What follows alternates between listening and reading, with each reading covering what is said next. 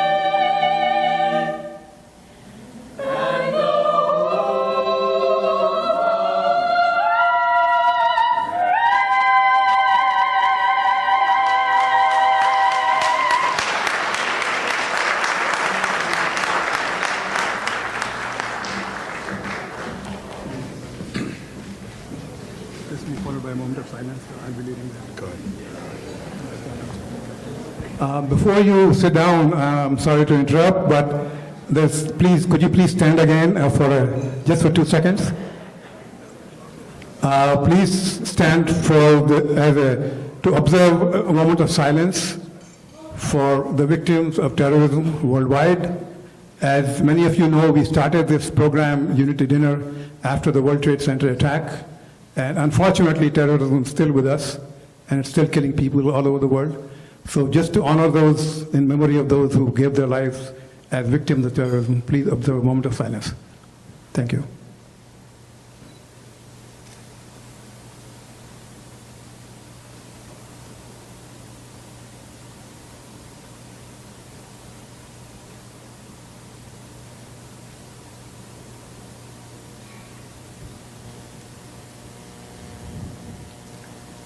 Okay, please take your seats. Thank you very much.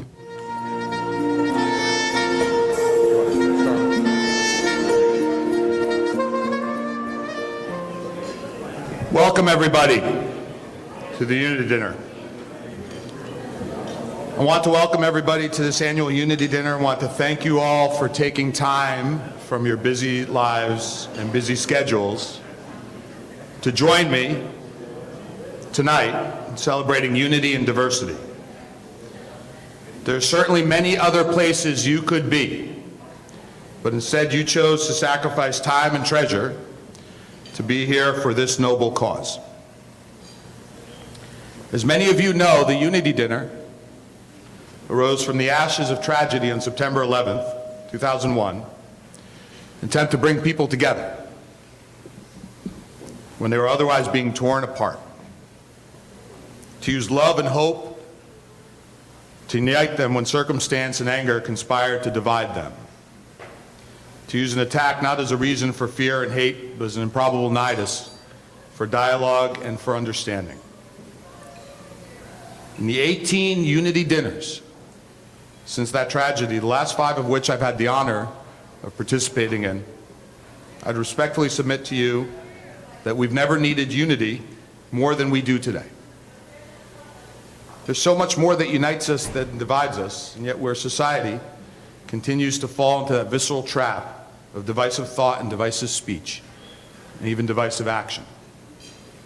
So I thought I'd take this opportunity to share a little story with you before we got started, to illustrate the power of love and perseverance.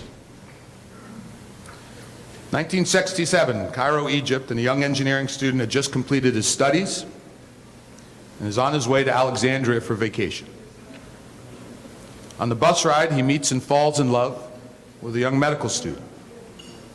As he tells the story, he decided by the end of the 3-hour bus ride that he wanted to spend the rest of his life with that young lady. And by the end of the 1-week vacation, he proposed to her. Eager to marry the love of his life, start a family, he applies for an exit visa from Egypt. Let me say that again for a moment. We live in a country where you need a visa to get in. He was in a country where you needed a visa to get out. After repeated denials, takes matters into his own hands, instead gets a tourist visa to Greece and promptly hops on a plane to the United States of America to pursue the American dream. Sure enough, an arrest warrant is issued for him in Egypt for his emigrating illegally. Not immigrating with an I, but emigrating with an E. Let me say that again as well. We live in a country where there is hot debate about legal and illegal immigration. He's in a country where it's illegal to emigrate without the government's permission. He lives in a country where it's illegal to leave without the government's permission. Now finds himself in a catch-22. He's engaged but not yet married. Comes from a proper family. His fiancée can't come over and join him in America. There's a warrant out for his arrest in his native country, so he can't go back and get married. A wedding takes place in Egypt. His wedding, but he can't be there. His father stands in proxy. His new bride now joins him in the United States. She attempts to transfer medical school from Egypt to the United States, but is unsuccessful, so she returns to Egypt. Shortly thereafter, she finds out she's pregnant. Goes on to have a son who eventually goes on to MC a couple of these events, if you know what I mean.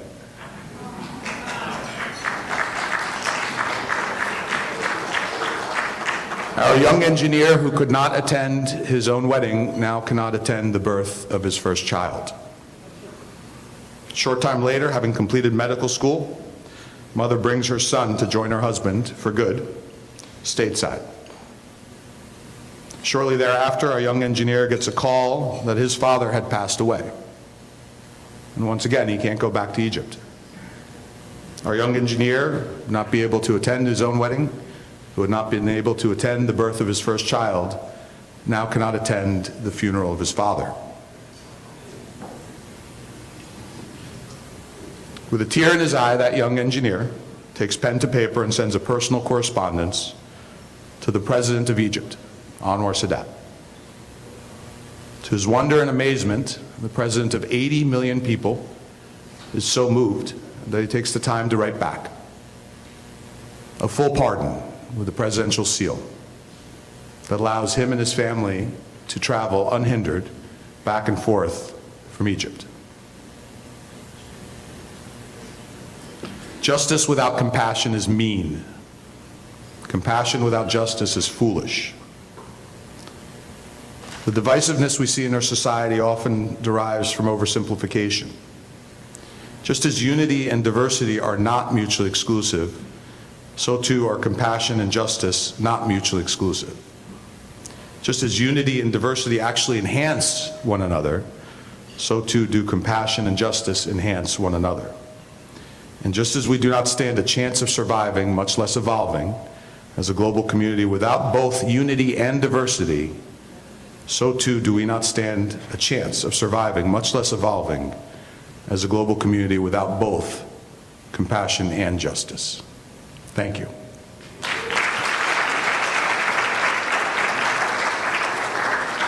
So that's called a warm-up, right? Because the real main course happens now. I'm going to call up, without further ado, Ms. Anjali Zutshi. You already like her, and I haven't even told you who she really is yet. Anjali is an attorney at the Department of Energy National Nuclear Security Administration. She advises clients on cybersecurity, so she's already 10 times smarter than I ever will be.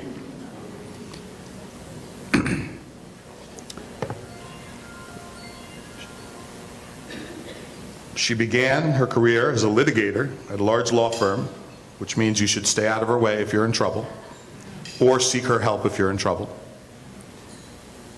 And also a detailed special assistant U.S. attorney at the Department of Justice. She graduated cum laude from the School of Foreign Services at Georgetown University, which means she was the top of her class at Georgetown, where I was at the bottom of my class at Georgetown. And she has a dual degree program at American University where she simultaneously completed her law degree and her master's degree in international studies. She's going to be moderating a wonderful panel and a great treat for all of us here tonight. Thank you so much, Anjali. Thank you, Dr. Beige, for that introduction and that very poignant story and a perfect, flawless introduction to this event. As you know, good evening. My name is Anjali Zutshi. And it is with much anticipation and delight that I'm here tonight to serve as moderator for our very first panel discussion. In keeping with the theme of Women's History Month, I thought that we would be remiss to not discuss the very important Me Too movement. I want to start out tonight by introducing our panel of very accomplished women. We have Nancy O'Malley second on the panel. She is the first woman to serve as Alameda County's district attorney. She has created several model programs, including the Alameda County Family Justice Center, which serves, supports, and empowers victims of interpersonal violence, including domestic violence, sexual assault, human trafficking, elder abuse, and child sexual abuse. District Attorney O'Malley also created the Women's Empower program for survivors of domestic violence and the Human Exploitation and Trafficking, or HEAT Watch program, that focuses on sex trafficking of all forms, including prosecuting more than 600 child sex trafficking cases, and a robust prosecution unit dedicated to labor traffic attorney. Her professional accomplishments include monumental contributions in the legislature. She has written and sponsored more than 40 bills that have been signed into law, and her focus has been on improving systems responses, enhancing the rights of victim survivors of interpersonal violence and other crimes. She's also received numerous awards for her leadership. She is the only district attorney to receive the American Bar Association Margaret Brent Award, and she shares it with other recipients, including Hillary Clinton, the United States Supreme Court Associate Justices Ruth Bader Ginsburg and Sandra Day O'Connor, to name a few. We've also got Police Chief Kim Peterson. She is also the first female police chief in the 62-year history of the Fremont Police Department. Chief Peterson was a captain for 5 years with the Fremont Police Department, and was appointed as the 7th police chief in July 2018. She has 22 years of experience and is known for her tactical and technical knowledge of police work, as well as her decades of experience. Her career path included assignments in patrol investigations and court liaison, and she also held a number of collateral duties, including Spanish translator, field training officer, firearms instructor, and self-defense instructor. She was also the first female member of Fremont's SWAT team, where she was an operator and later a team leader. She subsequently also developed the Tactical Emergency Medical Support Team and served as the team leader for several more years. And finally, Chief Peterson earned a bachelor's degree in human biology from Stanford University and a master's degree in security studies from the Naval Postgraduate School. We've also got Reshma Inamdar. She's been a passionate advocate for civic engagement, women's rights, and domestic violence prevention. She helped co-found 2 domestic violence prevention organizations and also volunteered as a domestic violence intervention counselor for several years. Reshma has presented several workshops to interfaith leaders on addressing domestic violence in their community, and she's seen firsthand how this social ill harms communities irrespective of religion, race, class, or gender. Reshma received her undergraduate from UC Berkeley in anthropology and an MBA in finance from Cal State East Bay, and eventually became a certified public accountant. She's used both her financial and domestic violence background to present financial literacy courses for DV survivors and other women's groups. She's active in various community organizations and currently serves as the president of the League of Women Voters of Fremont, Newark, and Union City. And finally, we have Dr. Connie Won. Dr. Connie Won is a national expert, advocate, educator, and researcher on issues impacting women and girls of color. She's the co-founder of API Women Lead, an organization working to strengthen political and social platforms for Asian and Pacific Island communities. She founded Transformative Research, a consultancy that trains organizations in community-driven research and data analysis. And she's published with Feminist Wire, Race, Ethnicity, and Education, Critical Sociology, and more. She gives talks across the U.S. on issues of race, gender, and violence, including an appearance on BET for the Angela Rye Show and the Congressional Caucus for Black Women and Girls. She received her PhD from UC Berkeley in Education and a Master's in Women's Studies from San Francisco University. So please help me welcome our incredibly esteemed panel this evening.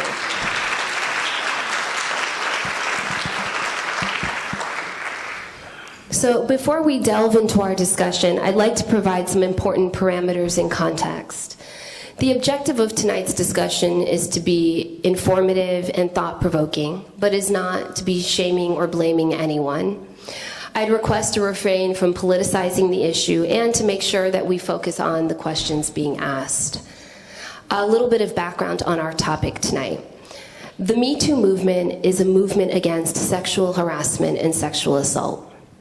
The movement went viral in October 2017 as a hashtag on social media in an attempt to demonstrate the widespread prevalence of sexual assault and harassment, especially in the workplace. Although it followed the sexual abuse allegations against Harvey Weinstein, an acclaimed movie director, it actually first originated in 2006 when Tarana Burke, an American social activist and community organizer, began using the phrase Me Too. And the phrase was later popularized by American actress Alyssa Milano, and she, on Twitter, encouraged victims of sexual assault to tweet Me Too about their experiences. Within 24 hours, she received more than 500,000 responses using the Me Too hashtag. And in the following year, the Me Too hashtag had been tweeted over 18 million times. To give you an idea of the magnitude of this issue and why it is so important we're talking about it, I wanted to share a few statistics. 1 in 4 girls and 1 in 6 boys will be sexually abused before they turn 18 years old. 1 in 4 victims of sexual assault under the age of 12 is a boy. Approximately 80% of women and 30% of men with a form of intellectual disability have been sexually assaulted. So 80% of women with an intellectual disability have been sexually assaulted.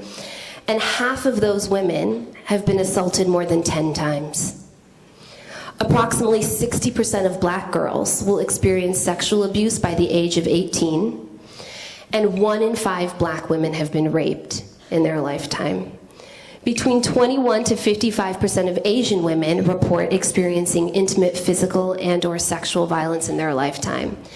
And the statistic that is actually most difficult for me is when I learned about elderly female sexual abuse.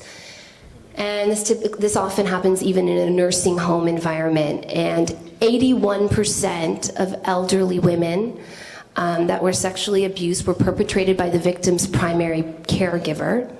78% of that was their family members, of whom 39% were their own sons. So these statistics are incredibly profound and disturbing. And unfortunately, there are so many more. But what it tells us is that this is something that's not happening just to young working females. It's happening to small children, girls and boys. It's happening across different races, and it's happening to the disabled and the elderly. I make this point to emphasize that this is not a female issue, or a kid's issue, or a black issue, or a handicapped issue. This is everyone's issue, quite literally. So with that, I'd like to begin our questions. As I mentioned, the Me Too movement was originally started back in 2006, but it's never ever taken hold like we're seeing today. So I ask our panelists this evening, what events and or factors would you consider the most important in igniting the movement to the epic scale that it's achieved?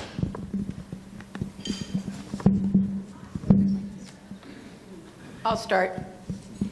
I think one of the differences between the most recent Me Too call to action, if you will, was the use of social media.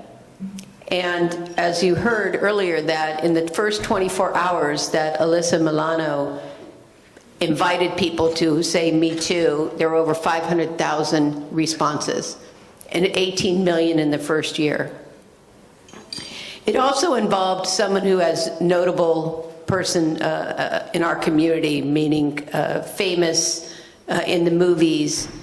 And I think that was another area that put a spotlight on the industry, where people in our communities read about them, we watch movies they make, we watch movies they act in.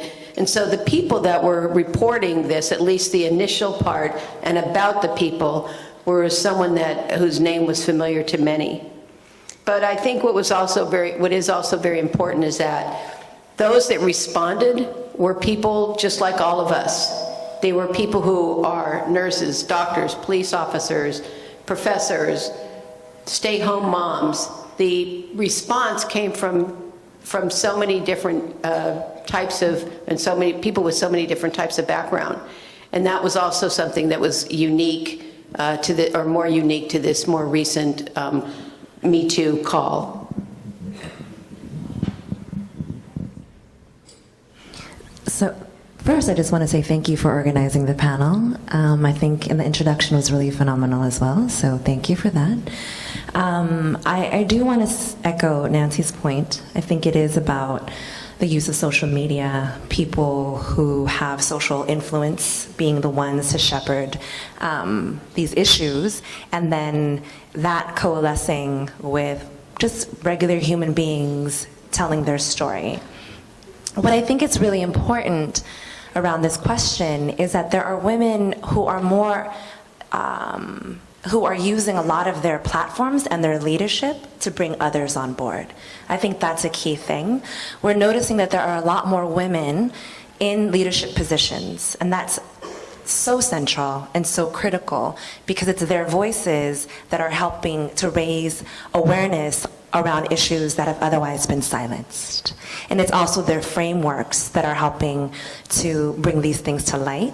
I think to Anjali's point, this is not an issue that is just a woman's issue, but it is, I think, quite exciting that it is women who are leading the way and bringing others with them. And to add to that, what people have seen through social media and other media outlets is the fact that some of these men, primarily men, but the perpetrators finally had some sort of accountability. You know, these very powerful figures who thought that they could behave in any way whatsoever were finally held accountable. Previously, we know, maybe even 10 years ago, usually a woman, if she spoke up, her reputation would be besmirched. But I think also, I think there's a combination of many things that finally leads up to, a seed-bearing fruit or a tree-bearing fruit, which is, the fact that we have better human resources,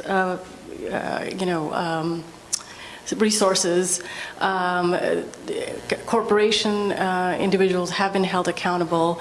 And I would like to say, way back when women finally got the right to vote, let me just put a plug in for that, finally when women were considered human beings, I think that that also eventually added to this movement.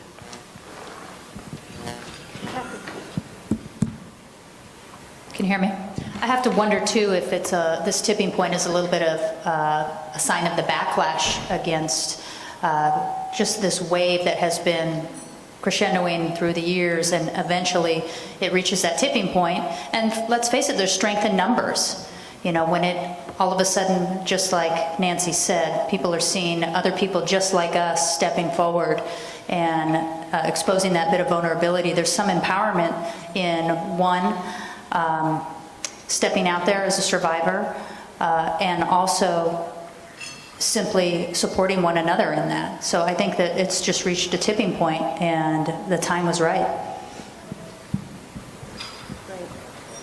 So there are certain cultures that don't even have the lexicon to discuss sexual violence. I want to shift our conversation a little bit to what does sexual violence look like in diverse communities? In other words, what does the Me Too culture look like in different cultures? And we can also, as a segue to that, what are some of the cultural elements that you think would serve as an enabler in some of these varied cultures to kind of enable this kind of behavior? So, whoever would like to take that up. I was just going to bring up, in a way, the culture of shame, that although it should have been the perpetrator who should have been ashamed, these practices were so prevalent and accepted as the norm of the powerful against the less powerful, and those who were victimized were shamed. And as you said, speaking up and supporting each other said, that the person who should be shamed is the perpetrator.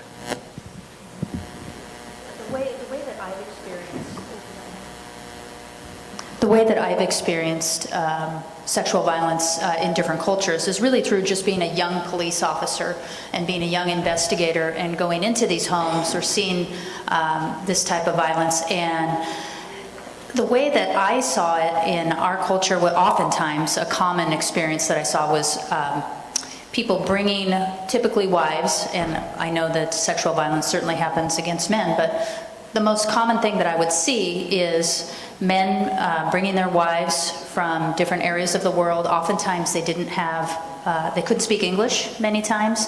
Sometimes they were very isolated.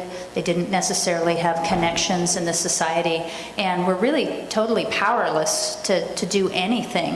And oftentimes we didn't even get involved until we were well down the path of physical abuse or sometimes sexual abuse, depends. But so we worked really hard to try and put those women, into contact with support agencies. But the women in those situations are so powerless. No money, no ability to speak English. Oftentimes they thought they might be arrested for reporting it to the police, very powerless types of situations. And also I lived in Japan for a couple of years, and that culturally was simply very different in that, for example, I rode the trains all the time, and in that culture, it was very common for young women to be groped, essentially. They'd be groped, and the acceptable way for women to act in that situation would be to pick up the hand of the perpetrator and say, "Whose hand is this?" very quietly, and then everybody would separate and walk their separate ways. And I remember being on a train, and it was Saturday night. Somebody who had been drinking too much, touched me in an inappropriate way, and I acted in a very much American way, which was to turn around and, lay into this guy and scream and shout. And he was mortified. He could not believe that I had, how dare I react that way? But it just was, culturally very different. It was, I won't say it was accepted, but there was actually an etiquette to managing it, and it was very different than our etiquette here, so. So I think that's a really complicated question, right? And I think it's an important one to elaborate on. I appreciate how you were able to respond in Japan, and one thing that's important is, so I co-founded this organization called AAPI Women Lead. And one of the things that we do is we travel across the country and we meet with communities, specifically Asian and Pacific Islander communities across the nation, to find out what are the issues specifically with sexual violence. And this is where we learned that there's such a diverse experience with sexual violence. For instance, there are numbers of cultures by which patriarchy is the norm, America being one of those countries. So that's very important for us to remember, right? So if patriarchy is the norm, then a lot of things are going to be supported and enabled. One of the tenets of a patriarchal culture is that women or feminine bodies are often the ones to be enacted upon. Meaning bodies that look like mine or presentations that look like mine were to be acted on. I grew up learning that my whole entire life as a Vietnamese woman here in the US, living in Fremont, Oakland, and Hayward, and Union City. That was a part of the culture. And I would say that that's actually a part of a lot of women's experiences in the US and abroad. There's an imagination that that's what we're supposed to be doing. Just being acted upon, right? So when we did our research, I met with an immigrant woman who is a refugee from a very recently arrived community. One of the things that she shared with us, the researchers, was that in her culture, which goes centuries and centuries back, one of the things that they practice is that if a man touches a woman, she is to immediately marry him. Now, if she is raped by him, she is also to marry him. That's a part of the reconciliation. Now, as a researcher and as an advocate, my job is not to shame her culture or her, or the person who has been taught that this is just the way. That's an important thing that the Me Too movement, and I think our panel, is helping to kind of make interventions upon. What has been considered the norm can no longer be considered the norm, especially if it's without our consent, right? Sexual violence also looks like, really easy things like being groped just on the train, right? But in different cultures, we respond differently. Here in the US, what I'm learning about immigrants and a lot of communities of color is sexual violence looks like something very silenced, right? Folks are not reporting any of this because they're afraid of the criminal justice system. They feel like they are isolated. They're afraid of deportation. They're also afraid of breaking up a family that is to the core of their being. And we can't necessarily shame them for wanting to be with people that they love. So sexual violence looks very complicated. And it looks like something we have to have a layered response to, an empathic ear to, and a very culturally relevant response towards. Right? I'm just going to add one more. Take one more.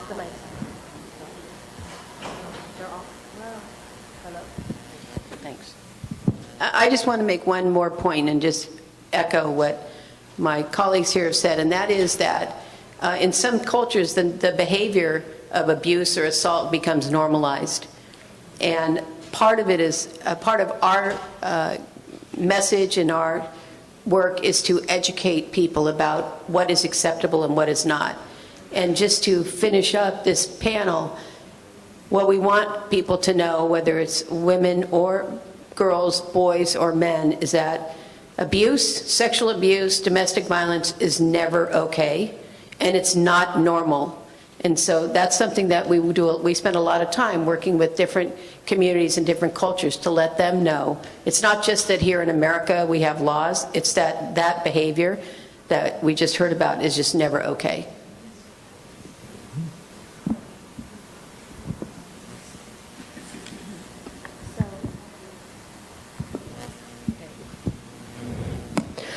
So the very basis for the movement of exploding is, of course, that there's been this shift for women to share more.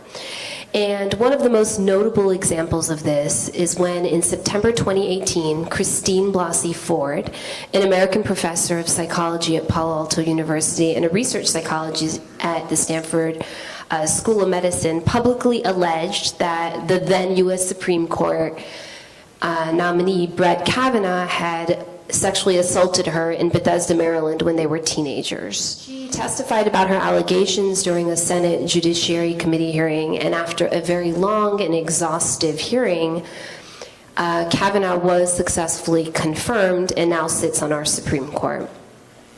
What kind of messages did this send to both women and men that witnessed this unfolding of events?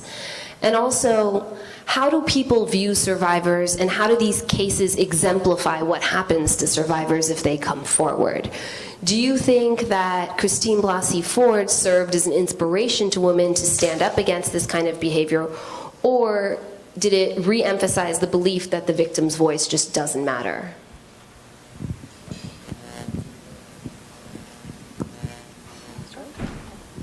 I think it's both. I found her to be very inspiring. Here is this educated, poised woman who really had absolutely nothing to gain and everything to lose, to stand up there and talk about something that had happened so many years ago, and yet he's now sitting on the court. But we've forgotten he's not even the first one. You know, Clarence Thomas is also sitting on there. This is really a replay of what happened so many years ago. So I think it's both.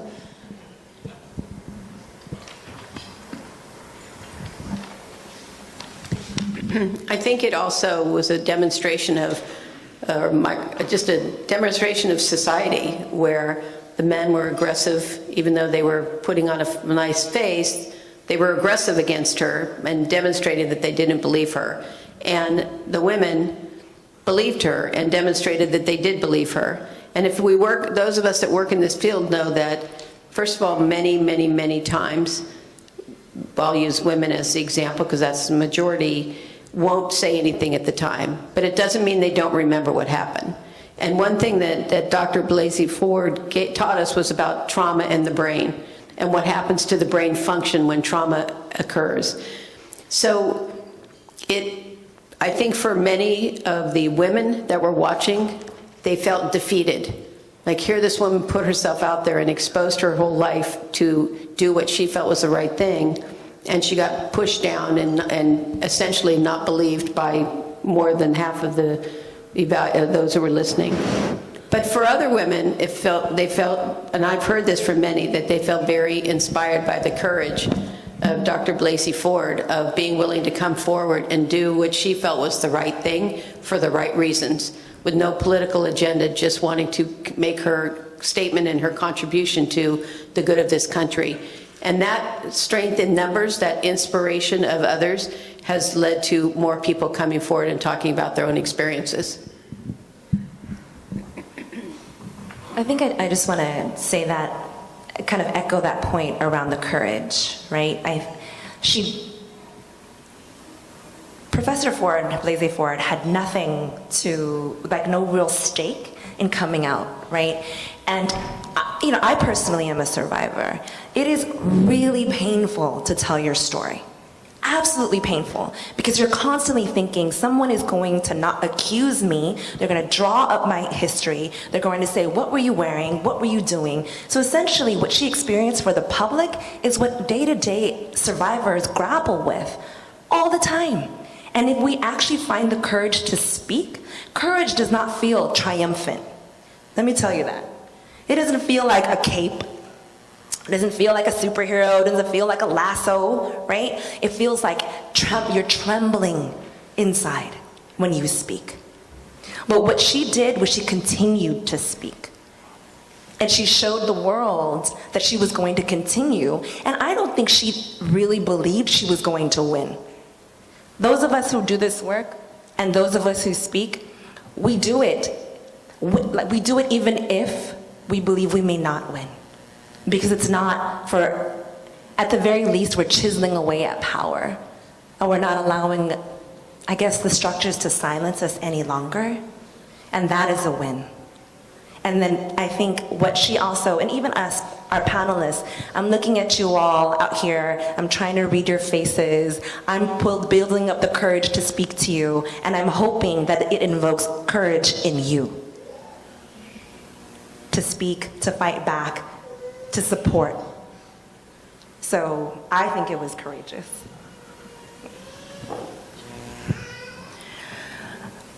Her testimony triggered pain and suffering in a lot of survivors who had tried to bury whatever had happened to them over the years. And they, brought it up to the surface, and they had to, I guess, again, deal with it. And understand that, they still wouldn't get justice. Because, it's an issue of proof, or, how are you going to get justice for something that happened so long ago? At the same time, I agree with, the panelists here. I think she was extremely inspiring. And she was inspiring because those who have committed these kinds of atrocities know in the back of their mind they might possibly be held accountable. This one escaped. Kavanaugh escaped. But that doesn't mean the next one will. And I think that's what was so inspirational, that survivor was able to speak up despite basically the risk to her own life. And I know she inspired many, not just women. There are also men out there who've been victims. When I was doing the domestic violence work, I was really surprised to find that DV even happens in LGBTQ communities. Men against men, women against women. And it's because it's not really a gender issue. I remember after the Christine Blasey Ford, there were comments that I really felt offended at, who were saying, well, we're worried about our sons now. But the issue is not, what's going to happen to your daughters or your sons. The issue is the inequality and the inequity in a power framework. And I think those of us in democratic societies, or societies where we feel are just and good and compassionate, we want to see justice happen. And we want to have people be respected and to be not treated like basically objects. So again, I think she was extremely inspirational, and I hope there's healing for those who have experienced abuse. I just want to add that day I actually watched, I had it streaming at work the whole entire day. And I say this cautiously, but I almost feel like, Dr. Blasey Ford was a perfect witness in that she was like completely poised, and she had this blend of that professional background where she could talk about this happens to the brain and what District Attorney O'Malley was saying. And it was I just want to raise, it was such a complete stark contrast to Kavanaugh the next day, who was extremely emotional, crying, and it was the only reason I want to raise this particular sort of contrast of the two of them is that had it been reversed, I really wonder, had Christine Blasey Ford been the one that was crying and raging, which wouldn't be, assuming someone goes through that kind of trauma, that's not, unreasonable. You know what I mean? Like, as the victim, to be somebody that is emotionally charged. And yet, she was so poised and so composed and so, and the things she didn't remember, she's like, I don't remember, this was 1982, and the thing, she was very clear about. And he still prevailed, he still prevailed. He got up there and he was able to be that way, and yet, sometimes I wonder, would she have been even further crucified had she exhibited that kind of emotion as a woman? So it was just really eye-opening in a lot of ways, and I think that's another message that probably people took from, to see the juxtaposition of the two of them. So I just want to move on to exploring a more personal side to the movement. Have any of you encountered a Me Too situation? And if so, could you talk about what happened and what did you need? And what advice would you give to women that might also be in a Me Too situation? And how can we support survivors and give them what they need?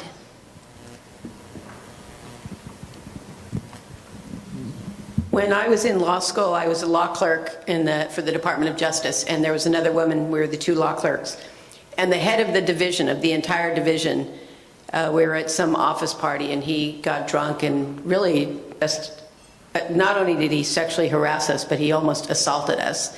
And I have to say, the men in the office stood up, and they took care of the situation. They got him away. They got us out safely. But it made, for me, my first reaction was, I don't want to be a lawyer if this is what law is like. Like, forget this. I'll go do something else.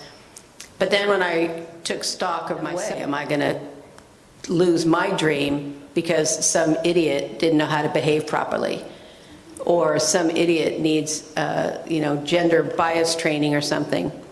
But I've been on a couple of panels around these issues, and I've seen there's one that stands out, two women on the panel. Both were working in tech and well-known national companies. One of them was being sexually harassed by people in her firm, men in the branch where she worked, or the division. And she did not feel that she could leave or she could report it, because she wanted to have her career. And she was trying to figure out what her workaround could be to avoid having this constant sexual harassment in her face and not physically assaulting her, but psychologically assaulting her. So she stayed and was talking about the turmoil of the decision she had, that it's either give up my job and this career or figure out how to stay away or something. The other woman made the choice to leave and to quit her job and not stay there. And so I guess the message for me that I took away from that was, it's when something like that happens, it's a very personal decision. And there's not one answer for everybody. People need to make their own decision about how they want to deal with it. But I will say my advice is, if something does happen, speak up. And rarely is there ever just one person who's being abused or assaulted. And it's the courage of the first 1, 2, 3 people that come forward that allows others to come forward. And I know we're going to go into another question in a second, but the other message that I have is not only speak up, but I kind of live by a life motto that is, if you're not at the table, you're on the menu. And that means that we need to have more women sitting at those tables to make decisions and to create policies and protocols and workplace behaviors that are acceptable for everyone, not just for the leaders, not just for favoring women, but really to have a workplace where people can go do their job and not feel like they have to dodge a certain person or that they're going to have to put up with certain behaviors. And the other, for those that haven't figured out how to get to the table yet, or that the table hasn't been open to them, I heard recently a statement, kind of an extension of that, which is, If you're not at the table and there isn't even a chair for you, then bring your own. And that's really what women can do. One last thing that we do is, and I think is really important, is that to have education in the workplace. I mean, frankly, in California, it's the law that if you're in a company of more than 50 employees, you have to do sexual harassment training every 2 years. So that's the law in California. But we also have the opportunity to educate people at every step, putting up posters. There was a poster that when the sexual assault awareness movement was going, and it's called, was said, "Against her will is against the law." And frankly, when I was picking juries in sexual assault cases, I'd give that statement and say, what do you think that is? What do you think that means? And what do you think about that? And it's very interesting what people would say, but those are ways to educate people that you have rights in the workplace. You have rights with your own body and your own decision-making and speaking up. And when you speak up, there will be strength in numbers, as we heard earlier from Chief Peterson. Well, of course, a Me Too moment or situation could go across a spectrum from anything from, catcalls to all the way to the other side to any sort of an actual physical assault, of course, and anywhere in between. I have, fortunately, I'm not been on the far side. I've only been on the side that probably every woman in this room has experienced at some point, because it would be very difficult to get through a life as a woman without experiencing some of the things that happen on the lower end of the spectrum. Of course, I was raised in terms of my career in a very male-dominated situation, right? That's not surprising. We have about 7% women in our agency. That's not unusual. And then I was a member of the SWAT team. I was the only woman on the SWAT team. I was generally the only woman at any sort of a SWAT event or a SWAT competition. But I have to say, in those situations, people were so surprised that I was there that I felt like I was actually treated very, very well in those particular SWAT situations. I felt like people were very respectful. It was really just in the day-to-day stuff with friends, with teammates, where things might get into an area that you would at least call inappropriate. But I do think times are changing, because I think back then, my reaction was to really grow what I thought was just growing thick skin. But I look back on that and I think, well, it's probably because I wasn't brave enough to speak up against it. I probably wasn't brave enough to, call it out if it was something that I didn't feel like I could handle, because I was fearful that, if I did, then I would be blacklisted, so to speak. My own career would be sidelined. But I do feel like with this younger generation, things have very much changed, and I think that the millennial generation, from what I've seen, they grow up expecting equality. They expect gender parity. They expect a different sort of treatment across the genders, and to me, that's just a positive change. So I don't know that the culture has completely changed, but I think people expect to be treated properly for who they are, for their actions, for their abilities, and so I do think things are moving in the right direction.